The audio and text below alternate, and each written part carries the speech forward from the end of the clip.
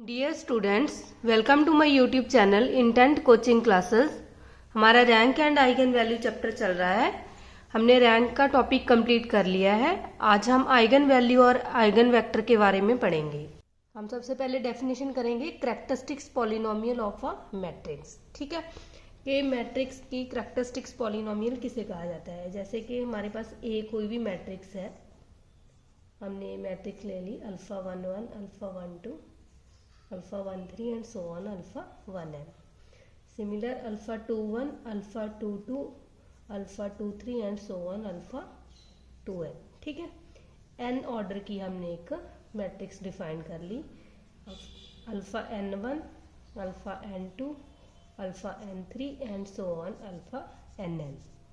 ठीक है, हमने कोई भी एक स्क्वायर मैट्रिक्स ली है A। जब हम फाइंड आउट करेंगे ए माइनस लैम्डा आइडेंटिटी, ठीक है, ए माइनस लैम्डा आइडेंटिटी भी लिख सकते हो, इसको हम लैम्डा आइडेंटिटी माइनस ए भी लिख सकते हैं। ठीक है, जब हम ए माइनस लैम्डा आइडेंटिटी करेंगे तो इसको हम बोलेंगे is called characteristic matrix of A. ठीक है, तो ये डेफिनेशन याद रखनी है। जब भी हम ए माइनस लैम्डा आइडेंटिटी या लैम्डा आइडेंटिटी माइनस ए करेंगे तो इसको हम बोलते हैं कैरेक्टरिस्टिक मैट्रिक्स ऑफ ए। हमारी नेक्स्ट डेफिनेशन है कैरेक्टरिस्टिक्स पॉलिनोमियल ऑफ अ ए। ठीक है, एक मैट्रिक्स है, हमने फाइंड आउट किया था ए माइनस लैम्डा आइडेंटिटी। ठीक है, इसको हम बोलते हैं कैरेक्टरिस्टिक मैट्रिक्स ऑफ ए। अगर हम ए माइनस लैम्डा आइडेंटिटी का डिटर्मिनेंट फाइंड आउट कर लेंगे तो उसको हम बोलेंगे characteristics polynomial of a A. Next हमारी डेफिनेशन है कैरेक्टरिस्टिक्स रूट्स। ठीक है, अगर हम ए माइनस लैम्डा आइडेंटिटी, ठीक है, आपकी मर्जी है, लैम्डा आइडेंटिटी माइनस ए भी लिख सकते हो, सेम है। अगर इसका डिटर्मिनेंट इक्वल टू 0 रखेंगे और उसे डिफाइन करेंगे तो हमारे पास रूट्स आ जाएंगे। ठीक है, और इस रूट्स को हम बोलेंगे कैरेक्टरिस्टिक्स रूट्स, और कैरेक्टरिस्टिक्स रूट्स को हम आइगन वैल्यू भी बोलते हैं। आइगन वैल्यूज, आइगन वैल्यू बोलते हैं, लेटेंट रूट बोल देते हैं, लेटेंट वैल्यूज, प्रॉपर वैल्यूज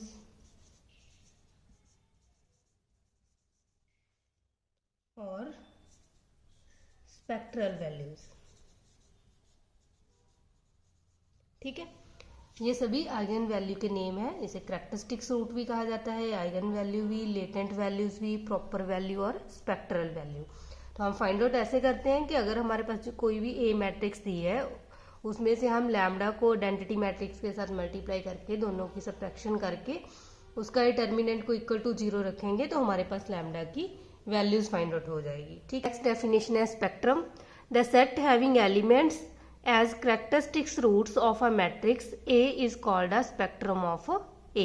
ठीक है, इसका मतलब क्या है, अगर हम सेट लिखेंगे आइगन वैल्यूज का, ठीक है, जो भी एक सेट बनेगा उसे हम स्पेक्ट्रम कहेंगे। हम इसे ऐसे भी लिख सकते हैं, that is the set of all eigen values is called spectrum, is called the spectrum। ठीक है, जब हम आइगन वैल्यू को एक सेट में डिफाइन कर लेंगे तो उसको हम स्पेक्ट्रम कहेंगे। हमारी नेक्स्ट डेफिनेशन है कैरेक्टरिस्टिक्स वेक्टर, जिसे आइगन वेक्टर भी कहा जाता है। ठीक है, इसमें क्या होता है, सपोज हमारे पास let lambda be a eigen value. ठीक है, लैम्डा हमारे पास कोई आइगन वैल्यू है of a square matrix A की,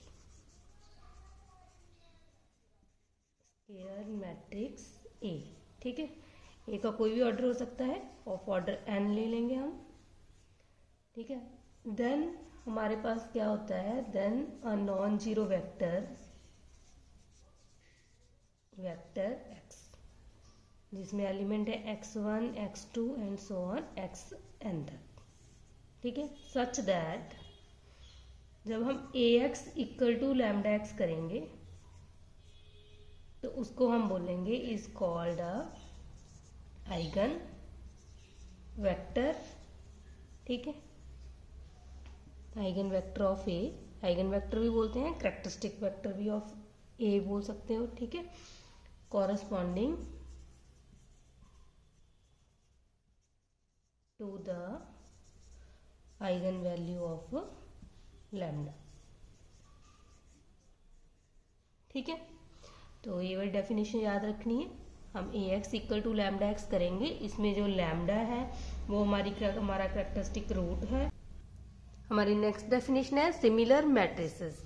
late two square matrices A and B B both of order n, then A is said to be similar to B if there exists a non-singular matrix P such that B is equal to P inverse AP, ठीक है। तो ये similar matrix की definition है। अगर हमारे पास ए और B two matrix दी हुई है, ऑर्डर n है जिसका, ठीक है, तो ए को हम सिमिलर कहेंगे बी के अगर कोई non singular matrix, non singular मतलब जिसका डिटर्मिनेंट नॉन जीरो हो, मैट्रिक्स एग्जिस्ट करती है पी, तो हम इसको लिख सकते हैं बी को पी इनवर्स ए पी, ठीक है। डेफिनेशन को हम एक एग्जाम्पल के थ्रू समझेंगे। हमारे पास एक एग्जाम्पल दी हुई है, हमारे पास ए मैट्रिक्स है 3 - 7 4 5, ठीक है, और हमने फाइंड आउट करनी है characteristic polynomial. Find characteristic polynomial of A, ठीक है। ए मैट्रिक्स की कैरेक्टरिस्टिक पॉलिनोमियल फाइंड आउट करनी है। तो हमें पता है हम इसको ए माइनस लैम्डा आइडेंटिटी का डिटर्मिनेंट करेंगे तो वो हमारे पास कैरेक्टरिस्टिक पॉलिनोमियल आ जाती है। तो हम करेंगे ए हमारे पास है 3 - 7 4 5 माइनस लैम्डा आइडेंटिटी हमारे पास आ जाएगा लैम्डा 0 0 लैम्डा। अब इन दोनों को सब्ट्रैक्ट करेंगे, ये हमारे पास बन जाएगा 3 माइनस लैम्डा -7, ठीक है, 4, यहाँ आ जाएगा 5 माइनस लैम्डा, और इसका डिटर्मिनेंट कर देंगे, ठीक है। तो ये हमारे पास आ जाएगा 3 minus lambda 5 minus lambda minus minus plus 7 4 जा 28, ठीक है। अब इसको सॉल्व करेंगे, 3 5 जा 15 -3 lambda -5 lambda minus minus plus lambda square plus 28। ये हमारे पास बन गया लैम्डा स्क्वायर -5 - 3 माइनस के 8 लैम्डा और प्लस के 28 और प्लस के 15, ठीक है। ये हमारे पास बन गया प्लस के 43। तो ये जो हमारे पास इक्वेशन आई है इसको हम बोलते हैं कैरेक्टरिस्टिक पॉलिनोमियल। सेम हमारे पास एक और एग्जांपल है, हमने इसमें आइगन वैल्यू फाइंड आउट करनी है। तो हमें पता है कि आइगन वैल्यू फाइंड आउट करने से पहले हम कैरेक्टरिस्टिक पॉलिनोमियल फाइंड आउट करेंगे ए माइनस लैम्डा आइडेंटिटी, ठीक है। ए हमारे पास है 1 0 1 1 0 आइटा माइनस लैम्डा आइडेंटिटी बन जाएगी लैम्डा 0 0 लैम्डा। अब हम इसका डिटर्मिनेंट करेंगे और इनको सब्ट्रैक्ट करेंगे, 1 minus lambda 1 0 eta minus lambda, ठीक है। इसका डिटर्मिनेंट आ जाएगा 1 minus lambda eta minus lambda. और जब भी हमने कैरेक्टरिस्टिक रूट फाइंड आउट करने हैं, मतलब आइगन वैल्यू फाइंड आउट करनी है, तो हमने क्या करना है, जो ए माइनस लैम्डा आइडेंटिटी की वैल्यू है उसको इक्वल टू 0 रखना है। तो हम इसको इक्वल टू 0 फाइंड आउट करेंगे, 1 minus lambda eta minus lambda is equal to 0। तो इसका मतलब 1 माइनस लैम्डा इक्वल टू 0 और eta minus lambda is equal to 0। और यहाँ से हमारे पास लैम्डा की वैल्यू क्या आ गई 1, और यहाँ से हमारे पास लैम्डा की वैल्यू क्या आ गई आइटा। तो लैम्डा की हमारे पास 2 वैल्यूज आ गई 1, आइटा। तो इसका मतलब इस इक्वेशंस के इस मैट्रिक्स के हमारे पास 2 रूट्स फाइंड आउट हो गए। तो इस मैट्रिक्स की 2 आइगन वैल्यू है 1 आइटा। तो ऐसे हम आइगन वैल्यू फाइंड आउट करते हैं। हम एक और एग्जांपल करते हैं 3 ऑर्डर की। हमारे पास मैट्रिक्स है 7 4 -1 4 7 -1 -4 -4 4, ठीक है। अब हम पता है कि जब भी आइगन वैल्यू फाइंड आउट करनी है तो हमने क्या करना है, ए माइनस लैम्डा आइडेंटिटी के डिटर्मिनेंट को इक्वल टू 0 रखना है और लैम्डा की वैल्यू फाइंड आउट कर लेनी है, ठीक है। 3x3 ऑर्डर की मैट्रिक्स है तो लैम्डा की हमारे पास 3 वैल्यूज आएगी, ठीक है। तो आपने ये खुद फाइंड आउट करनी है, मैंने ये फाइंड आउट कर ली है। इसकी लैम्डा की वैल्यू आ रही है 3 3 और 12, ठीक है। ये 3 आइगन वैल्यू है। अब हम ये देखेंगे कि आइगन वेक्टर कैसे फाइंड आउट करते हैं। सपोज हमारे पास लैम्डा इज इक्वल टू 3 है, ठीक है। अब हमने क्या करना है, हमें पता है कि A X is equal to lambda X होता है जब भी आइगन वेक्टर फाइंड आउट करना है, तो हम इसको लिख सकते हैं A minus lambda identity into X. ठीक है, इसको इधरली साइड ले आना और इसको इक्वल टू 0 रख लिया। अब हम ए माइनस लैम्डा आइडेंटिटी करें, चाहे कि हमने, अब मैंने आपको बताया कि हम लैम्डा आइडेंटिटी माइनस ए इंटू एक्स कर लें। ठीक है, सेम बात है, हम जैसे भी इसको सॉल्व कर सकते हैं। तो अब हम इसको सॉल्व करेंगे और लैम्डा की जगह पे हम 3 फिल करेंगे, तो ये हमारे पास बन जाएगा 3 आइडेंटिटी माइनस ए इंटू एक्स। ठीक है, 3 आइडेंटिटी हमारे पास बनेगी 3 0 0 0 3 0 0 0 3। माइनस कर देंगे ए मैट्रिक्स को,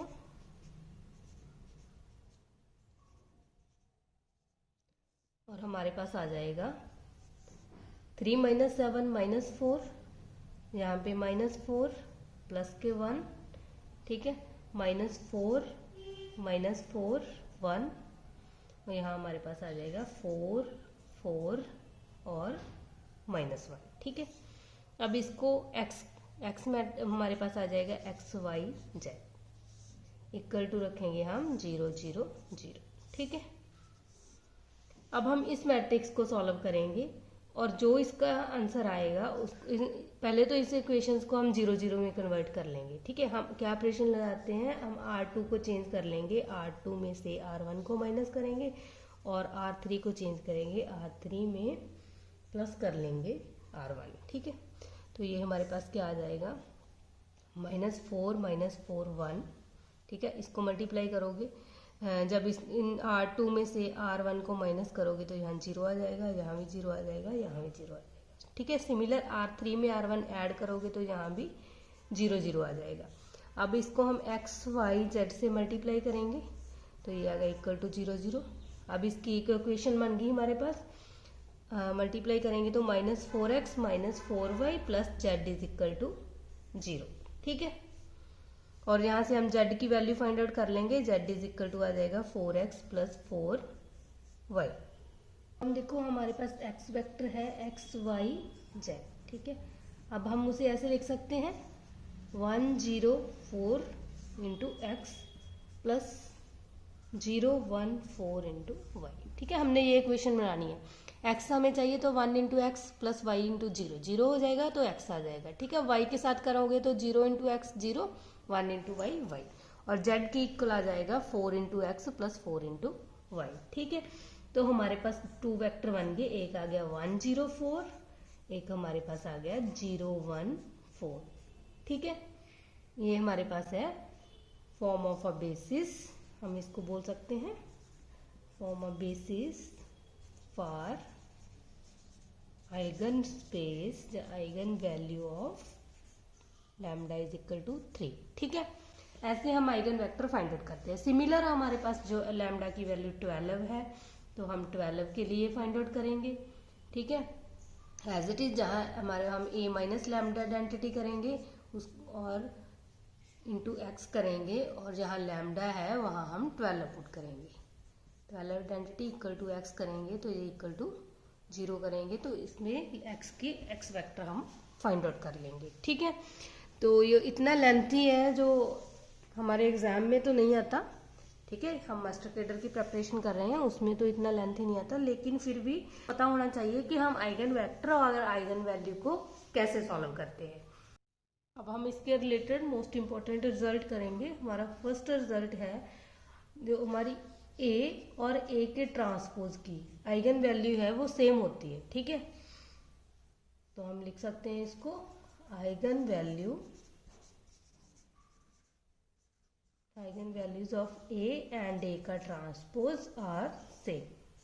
ठीक है, रिजल्ट याद रखना है कि ए मैट्रिक्स गिवन है हमारे पास, उसका ट्रांसपोज करेंगे तो उसकी आइगन वैल्यू हमारे पास सेम आएगी। और हमारा सेकंड रिजल्ट है जो हमारी आइगन वैल्यू है, eigen values of diagonal matrix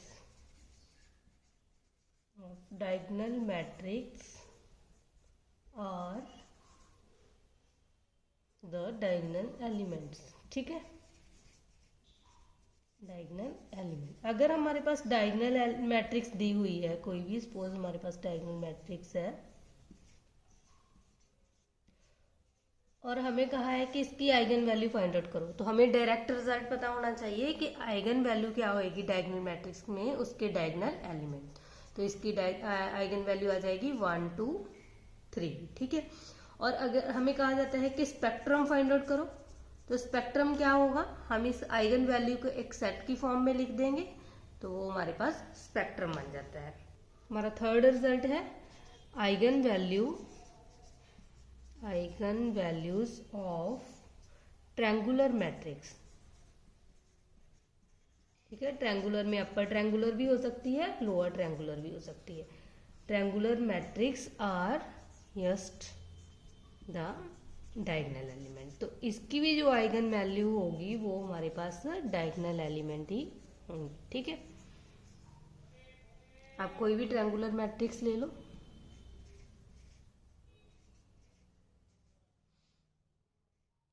तो ठीक है। तो हमने ये ट्रायंगुलर मैट्रिक्स ली है और इसकी डायगोनल जो इसकी आइगन वैल्यू होगी वो हमारे पास क्या आ जाएगी 1 2 4, ठीक है। जो डायगोनल एलिमेंट होंगे उसको हम आइगन वैल्यू बोलेंगे और इसको हम एक स्पेक्ट्रम की फॉर्म में लिख दिया। हम आइगन वैल्यू को सिंपल ऐसे ही लिखेंगे, ठीक है, 1 2 4 जैसे इसकी आइगन वैल्यू है। और हमारा फोर्थ रिजल्ट है 0 is one of the eigenvalues of A, ठीक है, which implies A is singular। मतलब क्या है, अगर हमारे पास A कोई भी सिंगुलर मैट्रिक्स है, मतलब उसका डिटर्मिनेंट मैट्रिक्स है इक्वल टू 0 है, तो उसकी सिर्फ 0 ही आइगन वैल्यू होगी। और अगर हमारे पास नॉन सिंगुलर मैट्रिक्स है, मतलब ए का डिटर्मिनेंट है वो नॉन जीरो है, तो उसकी 0 आइगन वैल्यू कभी नहीं हो सकती, ठीक है। 0 is not eigen value of this matrix. अगर डिटर्मिनेंट 0 है, मतलब ए सिंगुलर मैट्रिक्स है, तो उसकी सिर्फ 0 ही आइगन वैल्यू होगी। आज के लिए हम इतना ही करेंगे। अगर आपको मेरी वीडियो पसंद आई है तो लाइक करना और अपने फ्रेंड्स के साथ शेयर भी करना। अगर आप मेरे चैनल पे नए आए हैं तो चैनल को सब्सक्राइब करना मत भूलना।